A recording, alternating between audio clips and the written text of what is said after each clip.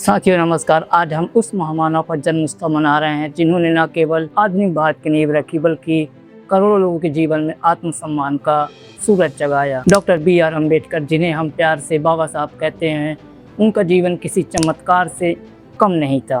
वह केवल एक व्यक्ति नहीं बल्कि एक विचार थे। आइए आज उनके संघर्षों और योगदान को गहराई से याद करें। दोस्तों, बाबा साहब ने कभी सत्ता के लिए संघर्ष नहीं किया। उनका संघर्ष मानवीय गरिमा के लिए था। जैसे महार सत्याग्रह 1927 में सार्वजनिक तालाब से पानी पीने के अधिकार के लिए उन्होंने चबदार तालाब के आंदोलन किया। यह केवल उनकी पानी की बात नहीं थी, यह इंसान होने के अधिकार की घोषणा थी। काला राम मंदिर सत्याग्रह 1930 में नासिक में उन्होंने मंदिरों में प्रवेश के लिए शांतिपूर्ण आंदोलन किया ताकि यह साबित किया जा सके कि ईश्वर के सामने सब समान है। बहिष्कृत शितकारणी सभा, उन्होंने नारा दिया, शिक्षित बनो, संगठित रहो और संघर्ष करो। संविधान सभा का सफर और आधुनिक भारत का निर्माण एक समय था जब बाबा साहब को क्लास के बाहर बैठाया जाता था, लेकिन अपनी विद्वता के दम पर वे संविधान का मसौदा समिति के अध्यक्ष बने। उन्होंने सुनिश्चित किया कि भारत का संविधान केवल एक कानूनी किताब नहीं बल्कि एक सामाजिक दस्तावेज हो। जाति, धर्म और लिंग के भेदभाव को खत्म कर उन्होंने एक व्यक्ति को वोट का अधिकार देकर देश के हर नागरिक को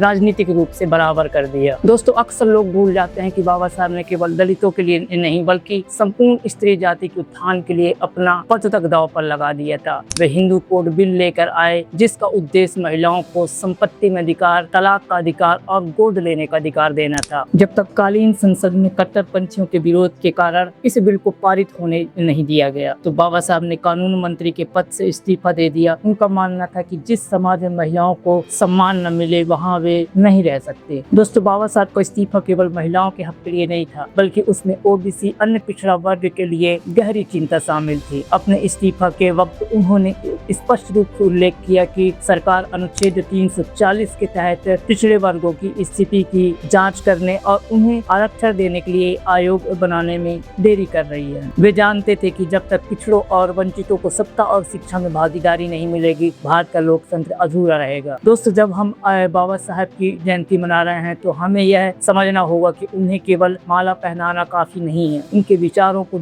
जीना असली श्रद्धांजलि है। संविधान कितना भी अच्छा क्यों न हो, यदि उसे चलाने वाले लोग बुरे होंगे तो वह बुरा साबित होगा, और यदि संविधान कितना भी बुरा क्यों न हो, यदि उसे चलाने वाले लोग अच्छे होंगे तो वह अच्छा साबित होगा। आइए आज हम शपथ लें कि एक ऐसा भारत बनाएंगे जहाँ समानता, स्वतंत्रता और बंधुत्व, इक्वालिटी, लिबर्टी, फ्रेटर्निटी केवल किताबों में नहीं बल्कि हमारे व्यवहार में भी होने चाहिए। दोस्तों, अगर आपको ये बाबा साहब की छोटी सी जानकारी पसंद आई हो तो लाइक जरूर करें, अपने दोस्तों के साथ शेयर करें और हमारे चैनल मनीष शेयर को जरूर सब्सक्राइब करें। आपसे फिर मुलाकात होगी ऐसी किसी अन्य जानकारी के साथ। आपका बहुत बहुत धन्यवाद। सेवा जोहार, जय भीम।